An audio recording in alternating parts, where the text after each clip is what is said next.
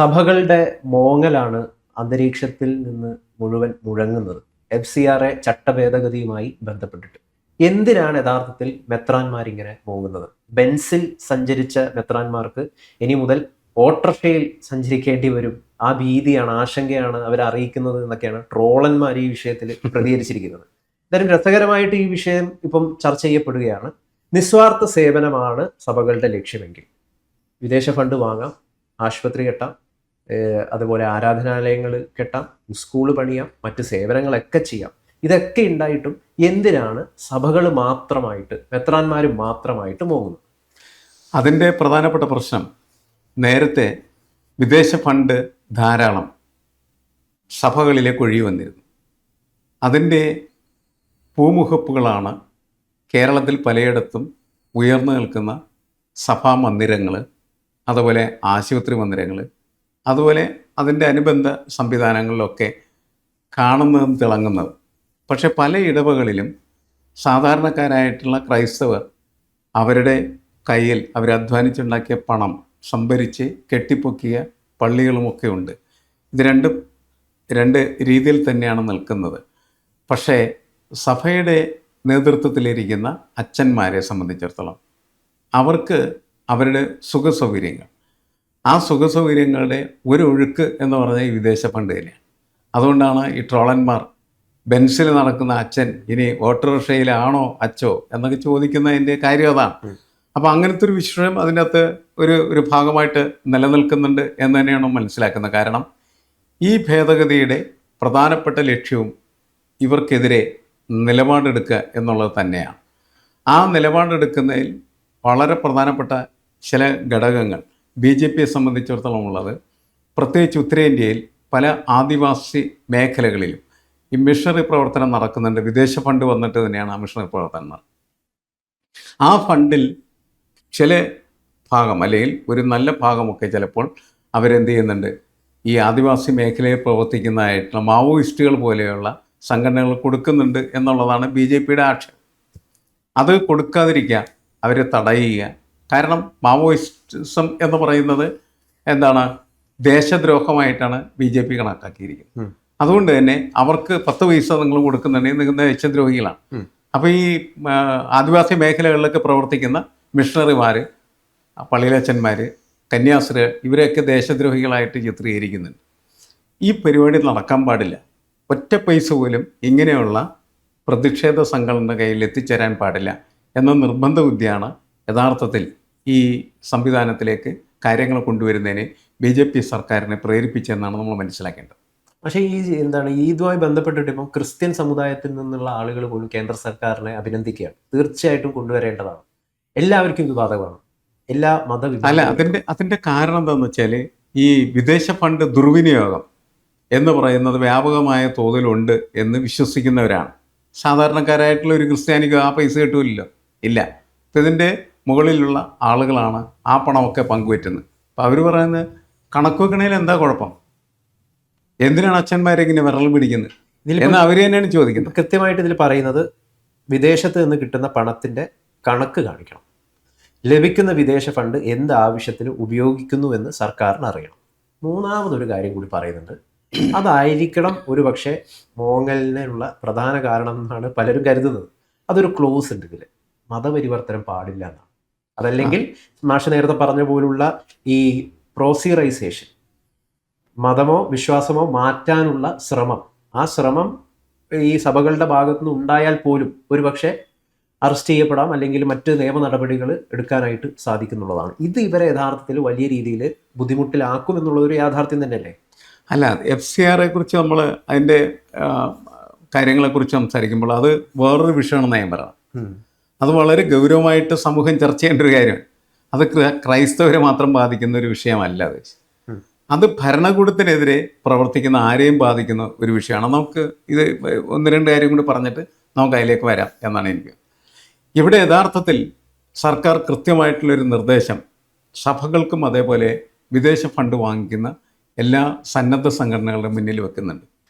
18 പരിപാടികൾ, അതിനകത്ത് 105 ഇനങ്ങൾ. ഈ 105 ഇനങ്ങളല്ലാതെ ഒന്നിലും ഈ പണം വിനിയോഗിക്കാൻ പാടില്ല എന്നുള്ള നിർബന്ധം സർക്കാർ വെക്കുന്നുണ്ട്. ഈ 105 ഒരുപാട് കാര്യങ്ങൾ ചെയ്യാൻ കഴിയും. ഒരുപാട് കാര്യങ്ങൾ ചെയ്യാം. പക്ഷേ ആ എല്ലാ കാര്യങ്ങളെ സംബന്ധിച്ചിടത്തോളം കണക്ക് കൃത്യമായിട്ട് അവതരിപ്പിക്കണം എന്ന് പറയുമ്പോൾ ഈ പ്രവർത്തനത്തിൽ ഏർപ്പെടുന്നവരെ സംബന്ധിച്ചിടത്തോളം അതൊക്കെ അവർക്ക് പ്രശ്നങ്ങളായിട്ട് വേണമെങ്കിൽ തോന്നാവുന്നതാണ് എന്നാണ് എനിക്ക് തോന്നുന്നത്.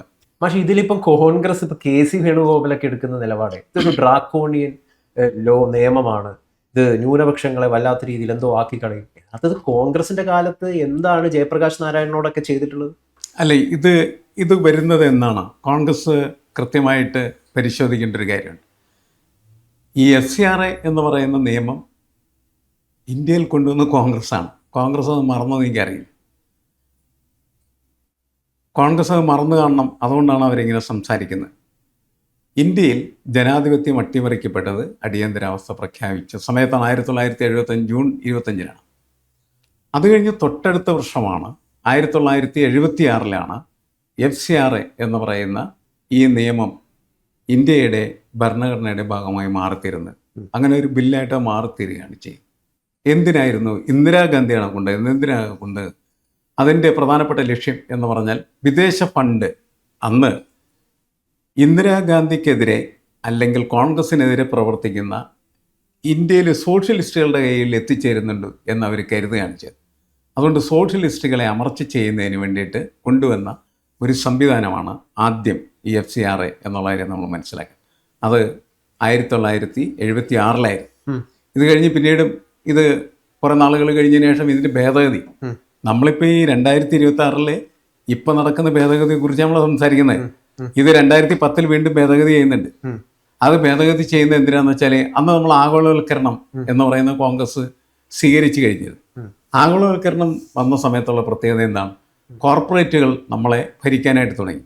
ഇപ്പോൾ കോർപ്പറേറ്റുകൾ നടത്തുന്ന പല പ്രവർത്തനങ്ങളിലും പല പ്രദേശങ്ങളിലുള്ള ആളുകൾക്ക് അവരുടെ ജീവിതം വഴിമുട്ടുന്നു എന്നുള്ളതിൻ്റെ പേരിൽ, വികസന പ്രവർത്തനത്തിൻ്റെ മറ്റുമൊക്കെ പേരിൽ പലതരം പ്രതിസന്ധികൾ സാധാരണക്കാരായിട്ടുള്ള ആളുകൾ നേരിട്ട സമയത്ത് അവിടെയൊക്കെ NGOകളും അതേപോലെ തന്നെ സന്നദ്ധ സംഘടനകളുമൊക്കെ അതിനെ തടയുന്ന ചെറിയൊരു സമരങ്ങളുണ്ട്. ആ സമരങ്ങളൊക്കെ അടിച്ചമർത്തുക, അതിൽ പങ്കെടുക്കുന്ന ആളുകൾ പിടിച്ച് ജയിലിലിടുക എന്ന ലക്ഷ്യത്തോടു കൂടിയാണ് യഥാർത്ഥത്തിൽ എന്ത് ചെയ്യുന്നത് ഈ FCRA എന്ന് പറയുന്നത് 2010 പുതുക്കുന്നത്. അപ്പോഴും വിദേശ ഫണ്ട് വരുന്നത് തന്നെയാണ് പ്രശ്നം. കാരണം വിദേശ രാജ്യങ്ങളിൽ നിന്ന് മനുഷ്യാവകാശ പ്രവർത്തനത്തിനും അതേപോലെ പൗരാവകാശത്തിനും വേണ്ടി അല്ലെങ്കിൽ പരിസ്ഥിതി പ്രവർത്തനത്തിനൊക്കെ വേണ്ടി നടത്തുന്ന പോരാട്ടങ്ങൾക്ക് ഫണ്ട് വരുന്നുണ്ടെന്ന് പറഞ്ഞിട്ട് ആ ഫണ്ട് നിയന്ത്രിക്കുന്നതിന് വേണ്ടിയിട്ടാണ് ഭേദഗതി വന്നത്. അപ്പോൾ അന്ന് പ്രധാനമായിട്ട് നിയന്ത്രിക്കപ്പെട്ടത് അരുന്ധതി റോയിയെ പോലുള്ള ആളുകൾ നടത്തുന്നതായിട്ടുള്ള സമരങ്ങൾ, മേധ പട്കറെ പോലെയുള്ള ആളുകൾ നടത്തുന്ന സമരങ്ങൾ, അതുപോലെ തന്നെ ടീറ്റർ സെറ്റൽവ അവരൊക്കെ നടത്തുന്ന സമരങ്ങൾ, ഇവർക്കൊക്കെ അതിശക്തമായിട്ടുള്ള പീഡനങ്ങൾ ഏറ്റുവാങ്ങേണ്ടത്. ഇത് കഴിഞ്ഞു വീണ്ടും ഇത് 2016 പുതുക്കുന്ന ആരാണ്? സാക്ഷാൽ നരേന്ദ്രമോദിയാണ്. ഇത് ഈ വീണ്ടും ഭേദഗതി ചെയ്യുന്നു. അത് ഭേദഗതി ചെയ്യുന്നതിന് ഒരു കാരണമുണ്ടായി. 2014 ഡൽഹി ഹൈക്കോടതിയിൽ ഈ FCRA സംബന്ധിച്ച കേസ് വന്ന സമയത്ത് കോടതിയുടെ ഒരു നിരീക്ഷണത്തിൽ കോൺഗ്രസും അതേപോലെ തന്നെ BJPയും വിദേശത്തു നിന്ന് ഫണ്ട് സ്വീകരിക്കുന്നു എന്ന് കണ്ടെത്തുകയുണ്ടായി. എന്നിട്ട് കോടതി പറഞ്ഞ കാര്യം ഇതാണ്: FCRA നിയമങ്ങളെ ലംഘിച്ചുകൊണ്ടാണ് കോൺഗ്രസും BJPയും എന്ത് ചെയ്യുന്നത്, പണം പറ്റുന്നതെന്ന് പറഞ്ഞാൽ വിദേശത്ത് നിന്ന്. അത് കഴിഞ്ഞപ്പോൾ അത് തിരുത്തേണ്ട ആവശ്യമുള്ള മാറ്റണമല്ലോ എന്ന് കരുതിയിട്ടുണ്ട്. 2016 BJP സർക്കാർ, നരേന്ദ്രമോദിയുടെ നേതൃത്വത്തിലാണ് BJP സർക്കാരിലെ ഭേദഗതി ഉണ്ട്. ഭേദഗതി കൊണ്ടുവന്നത് എന്താണ്? രാഷ്ട്രീയ പാർട്ടികൾക്ക് ഉണ്ടായിരുന്ന പലതരം വിലക്കുകളൊക്കെ എടുത്തു കളഞ്ഞ് വളരെ ഉദാര സമീപനം എഴുതി ചേർത്ത് അതിന് മുൻകാലി പ്രാബല്യം കൊടുത്തു. എന്ന് വരെ 1976 അന്ന് മുതൽ ഇന്ന് വരെയുള്ള എല്ലാ രാഷ്ട്രീയ പാർട്ടികളുടെയും വിദേശ ഫണ്ട് എന്ന് പറയുന്നത് വളരെ സുഖകരമായിട്ടുള്ള രീതിയിൽ അവർക്ക് പറ്റാനും ഉപയോഗിക്കാനും പറ്റുന്ന രീതിയിലേക്ക് അത് മാറ്റി. അത് കഴിഞ്ഞതിന് ശേഷം പിന്നീട് 2 ഭേദഗതികൾ നടക്കുന്നു. ഒന്ന് 2020 മറ്റൊന്ന് 2026. ഈ 2026 കാര്യമാണ് ഇപ്പോൾ നമ്മൾ സംസാരിച്ചുകൊണ്ടിരിക്കുന്നത്. അപ്പോൾ ആദ്യം അത് സോഷ്യലിസ്റ്റുകൾ ഒതുക്കാനായിരുന്നെങ്കിൽ പിന്നീട് സന്നദ്ധ പ്രവർത്തകർ, പരിസ്ഥിതി പ്രവർത്തകർ, മനുഷ്യാവകാശ പ്രവർത്തകർ അവരെയൊക്കെ ശരിപ്പെടുത്താൻ വേണ്ടിയിട്ടാണ്. കുറേ ആൾ മുമ്പ് ടീസ്റ്റർ സെറ്റൽവാദിനെ നരേന്ദ്രമോദിയുടെ സർക്കാർ പിടിച്ചകത്തിട്ടില്ലേ, ഈ സാധനം പറഞ്ഞിട്ടായിരുന്നു. അപ്പോൾ അത് കഴിഞ്ഞ് ഇപ്പോൾ Amnesty International ബാൻ വന്നു. ആണ്. ഇപ്പോൾ ഉള്ള പ്രശ്നം എന്താണെന്ന് വെച്ച് കഴിഞ്ഞിട്ടുണ്ടെങ്കിൽ ഇപ്പോൾ ക്രൈസ്തവരെ ശരിപ്പെടുത്താൻ തന്നെ തീരുമാനിച്ചിട്ടാണ് BJP എന്ത് ചെയ്യുന്നത്, ഈ നിയമം കൊണ്ടുവരുന്നത്. അതുകൊണ്ടാണ് ക്രൈസ്തവരൊക്കെ പറയുന്നത്. അല്ല, ഇതിലിപ്പം ഏറ്റവും ലേറ്റസ്റ്റ് ആയിട്ട് വരുന്ന അപ്ഡേറ്റ് എന്താന്ന് വെച്ച് കഴിഞ്ഞാല് ഇത് BJP-യെ പ്രകോപിക്കുന്നത് കൂടുതൽ കുരുക്കിലേക്ക് പോകുമെന്ന് മെത്രാന്മാര് തിരിച്ചറിഞ്ഞിരിക്കുന്നു. മെത്രാന്മാര് പറയുന്നത് അധികം ബഹളമൊന്നും ഉണ്ടാക്കല്ലേട്ടാ, പ്രശ്നമൊന്നും ഉണ്ടാക്കല്ലേ, നമുക്ക് അവരുമായിട്ടൊക്കെ ഒന്ന് സംസാരിച്ച് വലിയ കുഴപ്പമില്ലാത്ത രീതിയിൽ ഇത് മുന്നോട്ട് കൊണ്ടുപോകാനായിട്ട് ശ്രമിക്കുക എന്നുള്ളതാണ്. പക്ഷെ ഈ പാവങ്ങൾക്ക് വേണ്ടിയുള്ളത് വെറും ഒരു പാവങ്ങൾക്ക് വേണ്ടിയുള്ള സേവനം, അതൊരു മറ മാത്രമാണോ? അതിന്റെ ഒളിഞ്ഞിരിക്കുന്നത് മതപരിവർത്തനമാണോ? അതായത് പാവങ്ങൾക്ക് വേണ്ടിയുള്ള കുറെ പ്രവർത്തനങ്ങൾ അതിലൂടെ നടക്കുന്നുണ്ട്.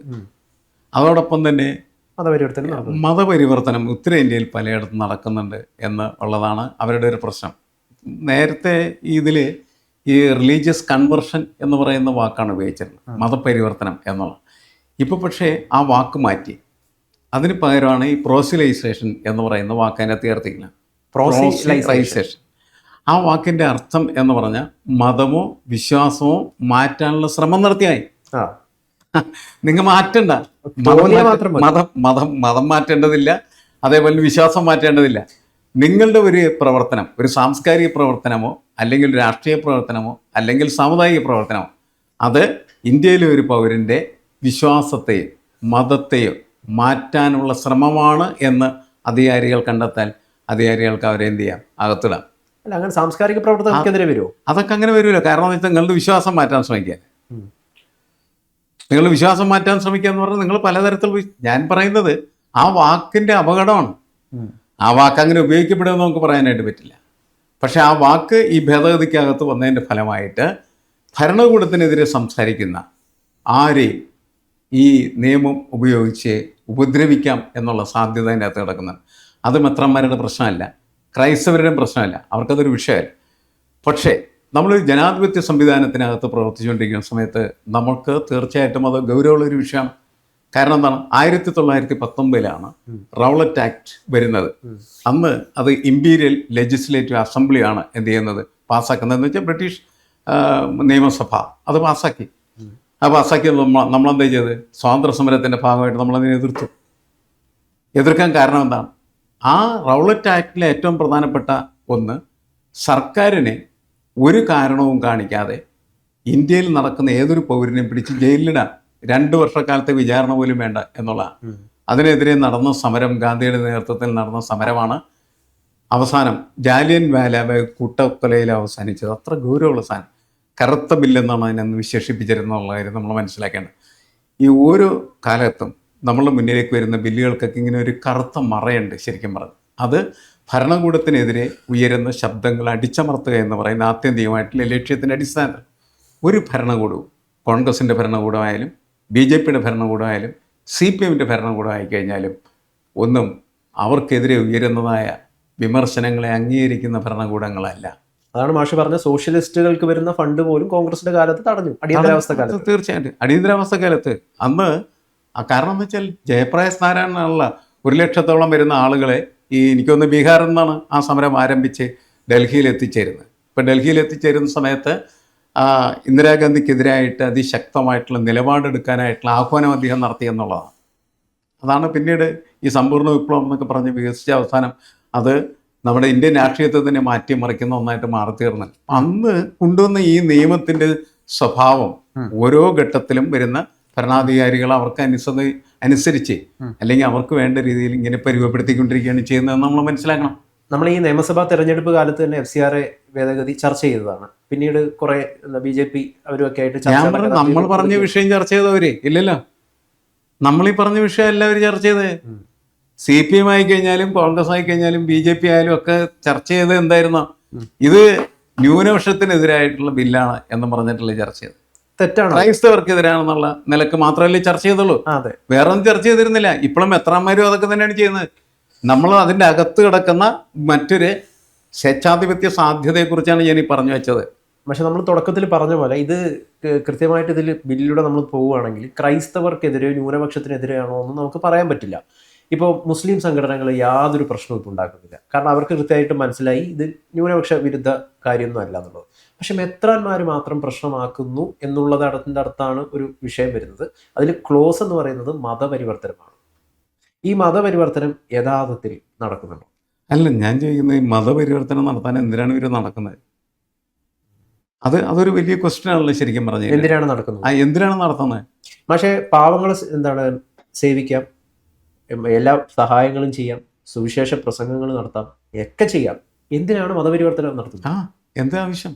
അത് ഈ പുതിയ കാലത്ത്, പഴയ കാലത്ത് ഇതൊക്കെ നടക്കുമായിരുന്നു, നടത്തേണ്ടത് ചിലപ്പോൾ ആവശ്യമായിരുന്നു. കേരളത്തിൽ തന്നെ എന്ന് പറഞ്ഞാൽ ക്രിസ്ത്യാനികളായത് അല്ലേ, കീഴാളരായിട്ടുള്ള ആളുകൾ അവർക്ക് ഈ കേരളത്തിലെ സവർണ ഹിന്ദുക്കൾക്കൊപ്പം ജീവിക്കാൻ പറ്റുന്നൊരു സാമുദായിക വ്യവസ്ഥ ഉണ്ടായിരുന്നില്ല. അപ്പം അമ്മരെ കൂടി പോയി ക്രിസ്ത്യാനിയെ കഴിഞ്ഞ് എന്ത് ചെയ്യാം, ഉടനെ ഇതിൻ്റെ മുമ്പിൽ ചെന്ന് നിൽക്കാം. അങ്ങനത്തെ ചില വ്യവസ്ഥകൾ ഉണ്ടായിരുന്ന കാലഘട്ടത്തിൽ അതൊക്കെ പലരും ചെയ്തിരുന്നു. പക്ഷേ ഇന്ന് എന്തിനാണ് അത് ചെയ്യുന്നത് നമുക്ക് മനസ്സിലാവാത്തൊരു കാര്യം. അന്ന് അതിന് അങ്ങനെയുള്ള ചില സോഷ്യൽ കോസ്റ്റുകളുണ്ടായിരുന്നു, എന്നുവെച്ചാൽ സാമൂഹ്യമായ കാരണങ്ങൾ. ഇന്ന് അത്തരം സാമൂഹ്യമായ ഒരു കാരണവുമില്ല. വളരെ ദരിദ്രമായി ജീവിക്കുന്ന ചില മേഖലകളിൽ ചെന്ന് മിഷണറി പ്രവർത്തനങ്ങൾ നടത്തി അത് കുറേ കഴിയുന്ന സമയത്ത് മതപരിവർത്തനമായിട്ട് മാറുന്ന സമയത്താണ് അവിടെയൊക്കെ ഭയങ്കര ശക്തമായിട്ടുള്ള എതിർപ്പുകൾ വരുന്നത്. പ്രത്യേകിച്ച് ഉത്തരേന്ത്യയിലെ പ്രശ്നങ്ങൾ അതൊക്കെയാണ്. നമ്മളിവിടെ അങ്ങനെയുള്ള പ്രശ്നങ്ങളൊന്നുമില്ല. നമ്മുടെ ഇവിടെ ഉള്ള പ്രശ്നം ലവ് ജിഹാദ് പോലെയുള്ള പ്രശ്നം, കല്യാണം കഴിച്ച ആളിൽ അങ്ങോട്ടും ഇങ്ങോട്ടും. എന്താണ് സഭകൾക്ക് ഇടയിൽ അല്ലെങ്കിൽ ക്രൈസ്തവർക്കിടയ്ക്ക് ഇടയിൽ വലിയ രീതിയിൽ ഇസ്ലാമോഫോബിയ പ്രചരിക്കപ്പെടുന്നുണ്ടെന്നുള്ളൊരു യാഥാർത്ഥ്യം തന്നെയാണ്. ഇപ്പം സ്വീഡനിലൊക്കെ അവര് എന്താണ് ഖുറാൻ കത്തിച്ചുകൊണ്ട് സ്ത്രീകൾ എങ്ങനെ കത്തിക്കുന്നത് വെച്ച് കഴിഞ്ഞാൽ ഖുറാൻ കത്തിച്ചൊരു കുരിശാണ് കാണിക്കുന്നത്, ജീസസ് ആണ് യഥാർത്ഥ സത്യം എന്ന് പറഞ്ഞുകൊണ്ട് ഇങ്ങനെയുള്ള യൂറോപ്യൻ രാജ്യങ്ങളിൽ മൊത്തം ഇസ്ലാമോഫോബിയ പടരുന്നുണ്ട് എന്നുള്ളതൊരു യാഥാർത്ഥ്യമാണ്. അവര് ഭയപ്പെടുന്നുണ്ട്. അല്ല, ഇതൊക്കെ വളരെ സ്വബോധമുള്ള ഒരു സമൂഹമാണെങ്കിൽ മാത്രമാണ് ശരിയായ രീതിയിൽ ഈ കാര്യങ്ങളൊക്കെ വിലയിരുത്തി അതിൻ്റെ തെറ്റും ശരിയൊക്കെ തിരിച്ചറിഞ്ഞ് കൃത്യമായ രീതിയിൽ മുന്നോട്ട് പോകാനായിട്ട് പറ്റും. അല്ലെങ്കിൽ അതൊക്കെ വളരെ അപകടകരമായിട്ടുള്ള അവസ്ഥകളിലേക്കായിരിക്കും പോകാൻ പോകുന്നത്. വർഗീയത എന്ന് പറയുന്നത് ഇങ്ങനെ വളർന്ന് വലുതായിക്കൊണ്ടിരിക്കുകയാണ് ചെയ്യുന്നത്. മാഷേ, ആരുടെയും പറയുന്നില്ല. മാനവ സേവ, അതോടൊപ്പം തന്നെയുള്ള മാധവ സേവ, ഇതൊക്കെ ചെയ്തോട്ടെ, നല്ല കാര്യമാണ്. പക്ഷെ ഇതിൻ്റെയൊക്കെ പിന്നിലുള്ള ആത്യന്തികമായ ലക്ഷ്യം മതപരിവർത്തനമാണോ? അങ്ങനെയാണെങ്കിൽ ഇതൊരു നിസ്വാർത്ഥ പ്രവൃത്തിയാണോ? അല്ല, മതപരിവർത്തനം നടത്താനായിട്ട് പരിശ്രമിക്കുന്നത് എൻ്റെ ഒരു അഭിപ്രായത്തിൽ ഞാനതിനെതിരാണ്. മതപരിവർത്തനത്തിനെതിരായിട്ടുള്ള ഒരാളാണ് ഞാൻ. മതങ്ങൾ എന്ന് പറയുന്നത് സ്വാഭാവികമായിട്ടും ഈ മനുഷ്യൻ ഏത് ഗർഭപാത്രത്തിൽ ജനിക്കുന്നു എന്നതിൻ്റെ അടിസ്ഥാനത്തിൽ മുദ്രയടിക്കപ്പെടുന്നൊരു സാധനം. അല്ലാണ്ട് നമ്മൾ അപേക്ഷ കൊടുത്തിട്ടല്ല ക്രിസ്ത്യാനി ആവുന്നു, ഹിന്ദു ആവുന്നു, അല്ലെങ്കിൽ മുസ്ലിം ആവുകയൊക്കെ ചെയ്യുന്നു. നമ്മുടെ അച്ഛനമ്മമാരുടെ അവർ ജീവിക്കുന്ന ഒരു സാഹചര്യത്തിനനുസരിച്ച് സംഭവിക്കുന്ന അതിനെ അങ്ങനെ മാത്രം കണക്കാക്കി ജീവിക്കുന്ന ഒരു സമൂഹമാണെങ്കിൽ മാത്രമാണ് സ്വസ്ഥതയോടുകൂടി സമാധാനത്തോടെ മനുഷ്യർക്ക് ജീവിക്കാൻ പറ്റും. അതല്ലെങ്കിൽ ഈ വർഗീയ കലാപം ഉണ്ടാവുകയും മനുഷ്യൻ്റെ സ്വസ്ഥത മുഴുവൻ നശിക്കുകയൊക്കെ ചെയ്യും. ഒരു കാരണവശാലും അങ്ങനെ ആളുകൾ ചെയ്യാൻ പാടില്ലാത്തതാണ്. പക്ഷെ നമുക്കറിയാം എല്ലാവർക്കും നിക്ഷിപ്തമായ താല്പര്യമുണ്ട്. മുസ്ലിമിൻ്റെ നിക്ഷിപ്ത താല്പര്യമുണ്ട്, ഹിന്ദുവിന് അവൻ്റെ നിക്ഷിപ്തമായ താല്പര്യമുണ്ട്, ക്രിസ്ത്യാനിക്ക് അവൻ്റേതായിട്ടുള്ളതുണ്ട്. അതിൽ ഏറ്റക്കുറച്ചിലുകളുണ്ടാകും. സെമറ്റിക് മതങ്ങളുടെ പോലെ തീവ്രമല്ല ഹിന്ദു സമൂഹത്തിൻ്റേത് എന്നുള്ളതാണ് ഹിന്ദുക്കൾ പരിതാപം പറഞ്ഞത്. നിങ്ങൾ അങ്ങനെ ആകൂ എന്ന് ഹിന്ദു നേതാക്കൾ എന്ത് ചെയ്യാണ്, ഇവരെ പഠിപ്പിക്കാൻ ശ്രമിച്ചുകൊണ്ടിരിക്കുകയാണ് ചെയ്യുന്നത്. വളരെ അപകടകരമായിട്ടുള്ള സിറ്റുവേഷൻ. അതൊക്കെ ഒരിക്കലും ഉണ്ടാവാനായിട്ട് പാടില്ല. എന്തായാലും ഈ ബില്ലിനെ സംബന്ധിച്ചിടത്തോളം പരിശോധിക്കുമ്പോൾ ഈ ബില്ലിന് ഇങ്ങനെയുള്ള രണ്ട് തലങ്ങളുണ്ട് തീർച്ചയായിട്ടും. അതിൽ ഒരു തലം എന്ന് പറയുന്നത് പെട്ടെന്ന് തോന്നുന്ന സമയത്ത് മെത്രാനെ ബെൻസിൽ നിന്ന് ഓട്ടോറിക്ഷയിൽ കയറ്റുന്നതാണ്. പേടിക്കുകയാണ് മെത്രാൻ. അതുകൊണ്ടാണ് മെത്രാന്മാരെ പേടി. മറ്റൊന്നെന്ന് പറഞ്ഞാൽ ആദ്യം കാര്യമായിട്ട് ആരും ചർച്ച ചെയ്യാത്ത ഒന്ന്, അത് സ്വേച്ഛാധിപത്യത്തിൻ്റെ ഒരു മുദ്ര, ഒരു കൈമുദ്ര അതിനകത്ത് എവിടെയൊക്കെയോ ഉണ്ട്. അത് ആദ്യം മുതലുണ്ട്, തുടക്കം മുതൽ. അതല്ലാണ്ട് BJP കൊണ്ടുവന്ന സാധനത്തിൽ മാത്രമല്ല, ഇന്ദിരാഗാന്ധി ആണത് കൊണ്ടുവന്ന് അന്ന് മുതൽ ഈ സാധനത്തിനകത്ത് അതൊക്കെ ഉണ്ട്. പക്ഷെ അത് ചർച്ച ചെയ്യുന്നില്ല എന്നുള്ളതാണ്. കാരണം അതാരെയും ബാധിക്കുന്നതായിട്ട് ആർക്കും തോന്നുന്നില്ല എന്നുള്ളതാണ്. എന്തായാലും ഇനി കൈയിട്ട് വാരാൻ കുറച്ച് ബുദ്ധിമുട്ടിലാകും അല്ലേ? അത് ഇതിൻ്റെ ഒരു പ്രത്യക്ഷമായ ഫലം എന്ന് പറയുന്നത് വിദേശ ഫണ്ട് കണക്കില്ലാതെ കൈയിട്ട് വരാനായിട്ട് അനുവദിക്കാത്ത ഒന്നാണ് എന്ന ഫീലാണ് അത് സൃഷ്ടിച്ചിരിക്കുന്നത്.